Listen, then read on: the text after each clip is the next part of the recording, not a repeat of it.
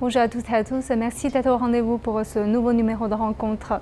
Dans cette émission un peu spéciale, nous nous sommes rendus à Nanjing dans le sud de la Chine pour rencontrer deux jeunes professionnels étrangers qui sont venus en Chine pour approfondir leur expertise dans le domaine de l'audit. Allons tout de suite à leur rencontre.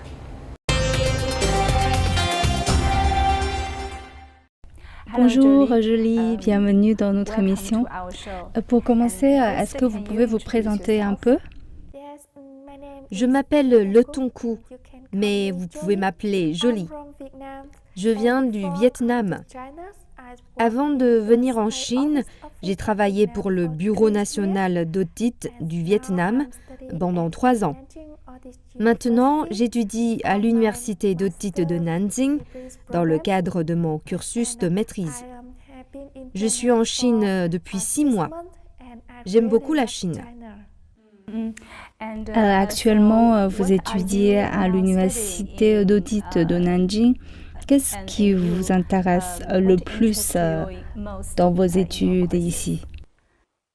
Depuis que j'étudie ici, je travaille sur de nombreux sujets, notamment les questions liées à l'audit et à la théorie. Les matières pédagogiques ici sont très intéressantes. Dans de nombreux cours, on nous propose des études de cas. Les étudiants ont la possibilité d'analyser ces études de cas, d'exprimer leurs opinions et de gagner en réflexion. Cela nous permet de mieux appréhender l'audit. La méthode pédagogique est très bonne. On nous en présente aussi, et je pense que c'est assez nouveau, des méthodes d'audit utilisées en Chine, comme l'audit de responsabilité, l'audit en temps réel. La Chine est l'un des pays au monde qui se développe le plus rapidement sur le plan technologique, ce qui rend la Chine très moderne en matière d'audit. Et je sais que vous êtes déjà une professionnelle dans votre pays, une professionnelle de haut niveau en plus. Alors, quels sont les types d'audits auxquels vous vous intéressez particulièrement durant vos études en Chine, en particulier à l'université d'audit de Nanjing? Est-ce que vous pouvez nous donner quelques exemples? J'ai étudié beaucoup de choses nouvelles en Chine, mais ce que j'ai trouvé le plus intéressant, c'est l'audit environnemental. Cette année, le Bureau national d'audit en Chine, CNAO, a accordé davantage d'attention à l'audit environnemental. Et comme vous le savez, le CNAO assure désormais la présidence du groupe de travail sur l'audit environnemental de l'Organisation asiatique des institutions supérieures de contrôle des finances publiques et travaille sur l'audit environnemental pour les bureaux de 2021 et 2024. Et j'ai eu la chance de lire de nombreux articles et journaux sur l'audit environnemental et notamment l'audit des ressources en eau en Chine. L'audit de l'eau comporte de très nombreux aspects détaillés, notamment en matière de financement. Par exemple, nous allons vérifier les fonds utilisés pour la protection de l'eau ou la réduction de la pollution. Nous vérifions que les fonds sont utilisés correctement, s'il y a suffisamment d'argent pour investir dans tel ou tel projet. C'est une question de finances. Et peut-être pourrions-nous procéder à un audit sur la gestion des ressources en eau. Cela signifie vérifier si vous utilisez l'eau de manière sûre ou non. Avez-vous utilisé les eaux souterraines? Utilisez-vous l'eau en toute sécurité ou de manière exagérée? Cette procédure risque-t-elle de provoquer la destruction du terrain? Il y a beaucoup de facteurs liés à l'eau.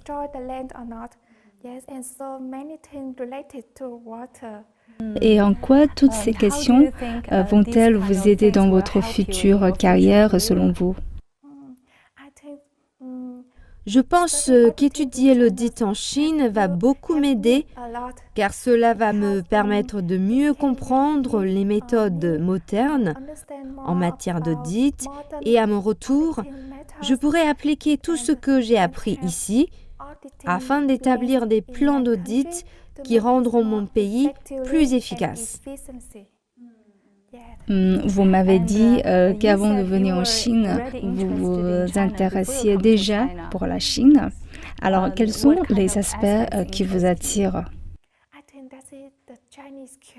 Je pense que c'est la culture chinoise.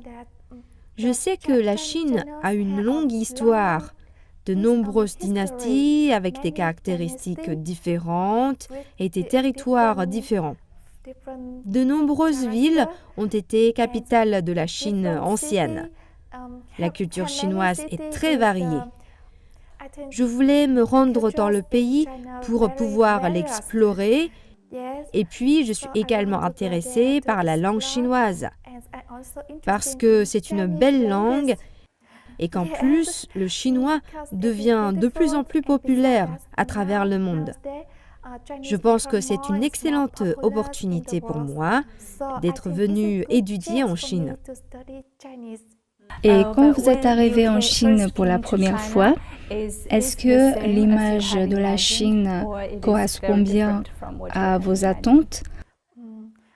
Je pense que c'était un peu différent, plus développé que ce que j'avais imaginé. Et tout le monde était très amical, plus que je ne le pensais. C'est très agréable et j'aime beaucoup la Chine. Quelles sont les découvertes que vous avez pu avoir sur le système chinois, en particulier le Parti communiste chinois? Quand je suis arrivée en Chine, j'ai vu de nombreuses agences nationales qui étaient sous la supervision du PCC.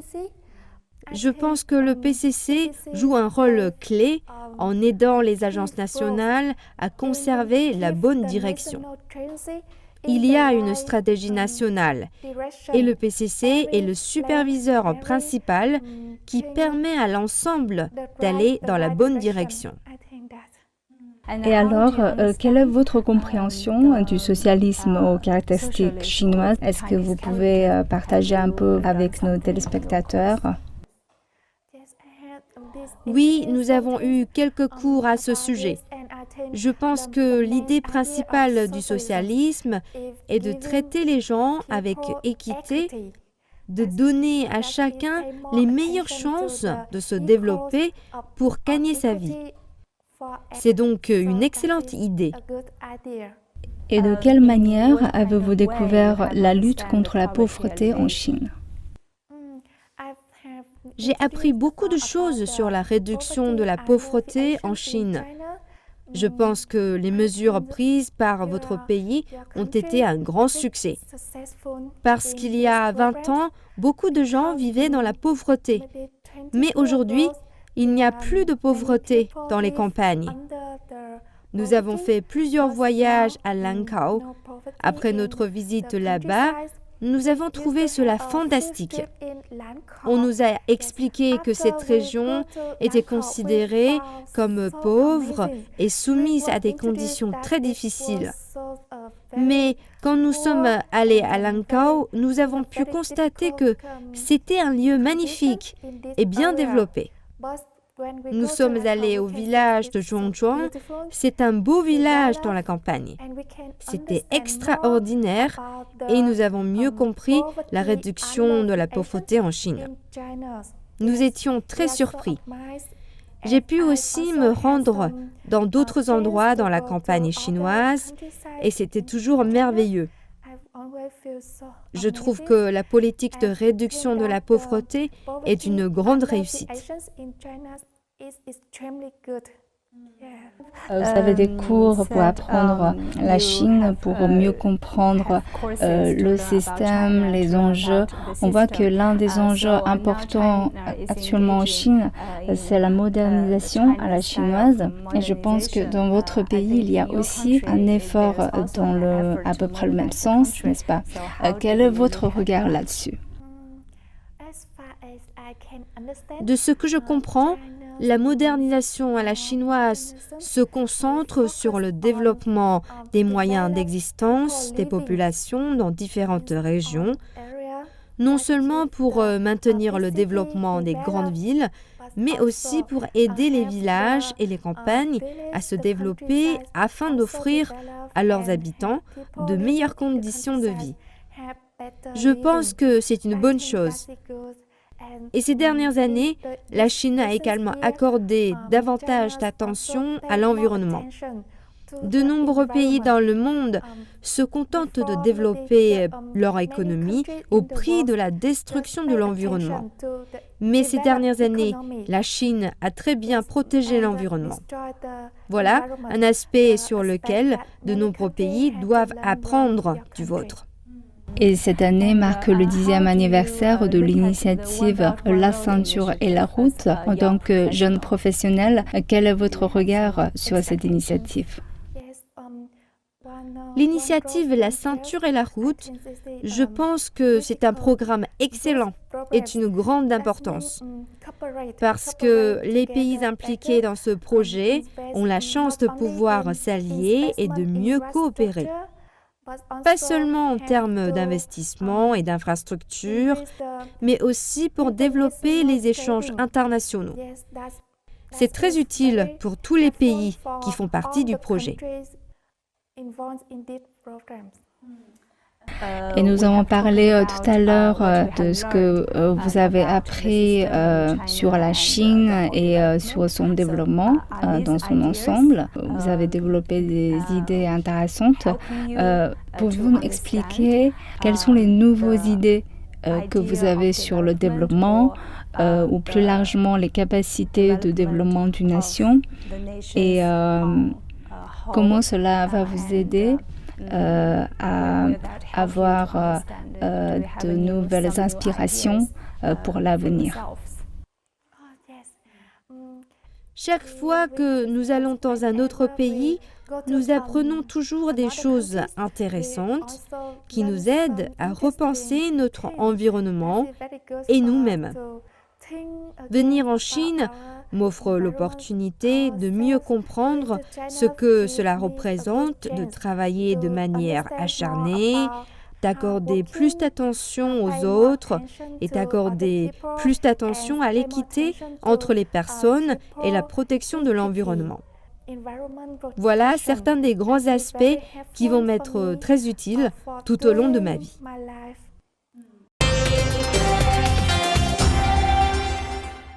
Bonjour Eric, bienvenue dans notre émission. Et d'abord, pouvez-vous nous présenter un peu votre parcours? Je m'appelle Nirababiei Eric. Je viens du Rwanda. J'ai rejoint la Chine et plus spécifiquement l'université d'audit de Nanjing en octobre 2022. Je travaille pour le bureau de l'auditeur général du Rwanda et je suis heureux d'être à Nanjing. Maintenant, nous allons parler de votre métier puisque vous êtes, comme vous avez évoqué tout à l'heure, un professionnel. Et qu'est-ce qui vous a poussé, d'un point de vue professionnel, à venir faire des études ici en Chine? Je suis auditeur pour l'Institution supérieure d'audit. J'ai vraiment besoin de développer ma carrière dans l'audit. Donc, après avoir obtenu cette opportunité, je me suis dit que la Chine se développe toujours davantage, pas seulement dans les infrastructures, pas seulement sur le plan technologique, mais aussi dans le domaine de l'audit. Aujourd'hui, la Chine est membre du comité des commissaires aux comptes des Nations Unies. Cela montre que la Chine possède aujourd'hui un système d'audit très développé. C'est un fait reconnu au niveau international. J'ai des connaissances basiques en termes d'audit, mais cela ne suffit pas. Je dois en apprendre plus sur la manière dont la Chine conduit les audits. Comment fonctionne le système d'audit? Qu'est-ce que la Chine a que nous n'avons pas dans mon pays? Quelles sont les différences entre le système d'audit du Rwanda et le système d'audit de la Chine? Et comment puis-je m'améliorer? C'est pourquoi j'avais vraiment besoin d'aller en Chine pour apprendre et pratiquer. Si possible, je veux apprendre un maximum de choses en Chine et essayer de les introduire dans mon pays. Pouvez-vous nous donner quelques exemples? Quelles sont les choses que vous pensez pouvoir mettre en œuvre dans votre pays? Impossible à oublier. Je dis toujours à tout le monde que c'est surprenant. Juste quelques exemples comme l'audit de responsabilité. Nous n'en avons pas dans mon pays. L'audit est très poussé en Chine. Chez nous, nous auditons uniquement l'entité en tant que telle. Mais la Chine va plus loin. Si vous êtes un dirigeant d'une entité publique, nous devons également effectuer un contrôle pour vérifier vos méthodes. C'est impressionnant. Et même si nous disons que dans notre pays, il n'y a pas de corruption, nous rendons toujours un rapport positif. Mais honnêtement, cela n'est pas toujours vrai, parce que vous pouvez trouver un dirigeant qui est dans la fonction publique depuis peut-être 5 ans et qui a une maison qui vaut 1 milliard de francs rwandais. D'où vient cette maison? Voilà pourquoi l'audit de responsabilité est important. Nous ne pouvons pas nous concentrer uniquement sur les entités, nous devons nous concentrer sur les personnes qui gèrent les fonds publics. Nous avons besoin de les connaître, de savoir s'ils ont fait quelque chose d'irrégulier. Vous pouvez constater, par exemple, que dans les livres de comptes, tout semble a priori en règle, mais l'audit de responsabilité permet d'aller plus loin. L'autre élément est l'audit en temps réel. Pour être honnête, c'est une excellente chose. C'est vraiment triste de découvrir chaque année, sur le bilan général, qu'il y a des problèmes partout. Ce n'est pas bon du tout. C'est là que vous voyez l'importance de l'audit en temps réel. Il doit se faire dès le début du projet. Les auditeurs doivent être présents dès le départ. Voilà ce qui est important. Quelle est la solution alors?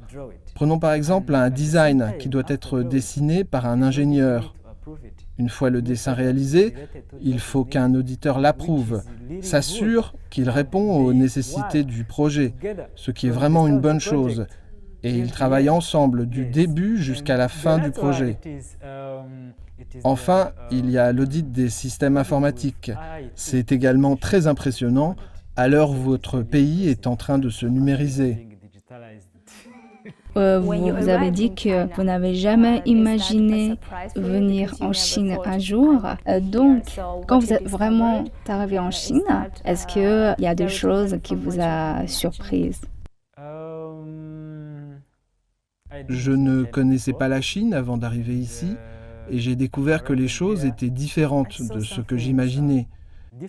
Il y a la Chine telle que décrite sur les réseaux sociaux, et puis il y a la Chine réelle. Surtout, nous étions habitués à lire certains journaux et à suivre les médias occidentaux. Par exemple, mon impression initiale sur la Chine était celle d'un pays où règne la dictature. Mais en réalité, ce n'est pas le cas. Après mon arrivée ici, j'ai essayé de lire, de comprendre le système. Je découvre que j'avais tort. C'est ainsi que les gens veulent être gouvernés. Vous ne pouvez pas dire c'est simplement parce que vous n'avez pas le même système. Vous ne pouvez pas appeler ça une dictature. Non, c'est au contraire un exemple. Une autre chose, avant de venir ici, on m'avait dit que la Chine n'était pas un pays vraiment libre pour les étrangers. C'était un pays où, une fois arrivé, vous aviez besoin d'être protégé. Un pays très peu sûr. Mais honnêtement, ce n'est pas comme ça. Nous nous promenons en ville et personne ne vient nous embêter. J'ai été vraiment surpris. Et une autre chose que je ne peux pas oublier, c'est que la Chine est plus avancée sur le plan technologique. J'ai été surpris qu'il ne soit pas nécessaire d'avoir de l'argent liquide sur soi si vous avez un smartphone. Même les personnes âgées ont toutes leurs smartphones. C'est impressionnant. Et je pense que c'était la même chose quand on parle de socialisme ou de dictature. Apparemment, les gens aiment bien établir des catégories, qu'on a découvert un système différent alors que c'est forcément une dictature. Et est-ce que c'est ça le problème? Ce que je peux dire, c'est que pour certains, si vous faites les choses d'une manière différente d'eux, est un dictateur. C'est un problème, car quand vous ne faites pas les choses comme eux, ils vont aussitôt vous appliquer une étiquette. Mais pour moi, cela n'a pas d'importance. Du moment que vous atteignez vos objectifs, c'est tout ce qui compte. Et vous avez parlé du Parti communiste chinois et du système chinois. Je crois que ces deux notions sont quand même souvent très mal comprises ou pas vraiment comprises en dehors de la Chine. Est-ce que vous pouvez partager un peu vos idées, vos compréhensions avec nos téléspectateurs, surtout sur ces deux notions-là? J'ai quelques connaissances sur le socialisme aux caractéristiques chinoises. Je connais l'histoire de la Chine après la Révolution, quand le Parti communiste a commencé à réfléchir à la manière dont il pouvait développer le pays. Ce que je peux dire, c'est qu'au début, il y avait beaucoup de systèmes politiques. Le socialisme, le capitalisme, ces systèmes-là. Mais la spécificité de la Chine, c'est que votre système est basé sur les besoins des citoyens. Le système socialiste est basé sur le peuple. Tout le monde doit être traité de manière égale et il faut protéger le pays dans l'intérêt des citoyens. Donc vous ne pouvez pas dire à des pays d'adopter par exemple le système des pays occidentaux. Ce serait une erreur, car le peuple chinois est différent des peuples des autres pays. Les Chinois ont leurs propres croyances culturelles. La Chine était le pays le plus peuplé du monde. Vous ne pouvez pas introduire ici un système copié d'ailleurs. Vous avez besoin d'un système spécifique qui soit lié au caractère unique des gens et du pays et adapté aux besoins réels des gens. Parce que partout dans le monde, les gens n'ont pas les mêmes besoins et n'ont pas les mêmes convictions. La façon dont je comprends ce système, le socialisme aux caractéristiques chinoises, c'est qu'il est principalement basé sur la nature du pays et les besoins des citoyens. Voilà comment je l'explique. Quelles sont les inspirations que vous avez pour le développement de votre propre pays, Rwanda, qui est également unique et possède ses propres caractéristiques? Et on voit que le Rwanda se développe très rapidement ces dernières années. Oui, notre pays se développe après le génocide, quand nous étions pauvres. Mais maintenant, notre pays travaille dur. On peut dire que mon pays est une sorte d'économie mixte, car le gouvernement a beaucoup de programmes sociaux pour aider les gens à se relever, mais il encourage aussi les gens à travailler et à gagner de l'argent. Nous ne sommes pas dans le capitalisme pur, mais pas non plus dans le socialisme pur. C'est une sorte de mélange. D'après ce que vous dites, peut-être il n'est pas très souhaitable de catégoriser les pays dans des différents systèmes, de dire qu'il faut tel ou tel système, mais plutôt de voir quel système est vraiment adapté pour tel ou tel pays. Et c'est juste de respecter la réalité du pays au lieu de nous attacher trop aux théories.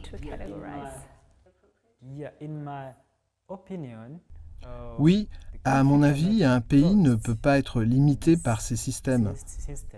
Un pays doit disposer d'un système adapté à ses citoyens, basé sur les besoins de la population. On ne peut pas dire qu'on va introduire, par exemple, le socialisme pur ou le capitalisme pur. Vous devez d'abord déterminer quels sont les besoins de votre peuple. Ils sont très pauvres, ils n'ont pas beaucoup de capital. Comment pouvez-vous dire aux gens qui n'ont pas de capital de travailler dur? Ils n'ont pas d'incitation à le faire. Vous devez d'abord leur donner à manger, puis leur apprendre à travailler. Vous devez donc disposer d'un système adapté à votre peuple et à votre pays. On ne peut pas être fermé là-dessus. Il faut parfois faire preuve de flexibilité. Il faut tenter pour le mieux. Vous devez vous conformer aux besoins de votre pays. Alors la dernière question, nous savons que cette année marque le 10e anniversaire de l'initiative La Ceinture et la route. Quel regard portez-vous sur cette initiative? Quelles sont vos attentes? Pensez-vous que cette initiative va faire une différence dans la vie de gens comme vous? Je pense que oui, car si vous regardez bien les résultats obtenus par cette initiative déjà aujourd'hui, de nombreux pays, dont le nôtre, se sont développés grâce à cette initiative. Nous installons des infrastructures. Si vous avez eu la chance de visiter mon pays, c'est un pays très propre.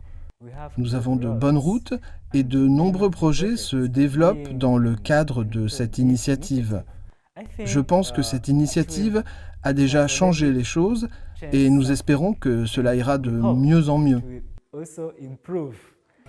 Merci beaucoup d'être venu sur notre émission. Thank you so much. You're welcome. You're welcome. Okay.